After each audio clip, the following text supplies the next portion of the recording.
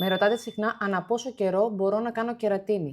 Πάμε λοιπόν να το ξεκαθαρίσουμε. Η κερατίνη Queen της Κιάνα δεν είναι μία απλή ισιωτική. Είναι θεραπεία αναδόμησης που επαναφέρει την τρίχα στη φυσική της κατάσταση, χωρίς φριζάρισμα και χωρίς να τη βαραίνει. Περιέχει φυσική κερατίνη, αμινοξέα και έλαια που γεμίζουν τα κενά της τρίχας, την ενυδατώνουν και την κάνουν να δείχνει πιο λία, απαλή και λαμπερή.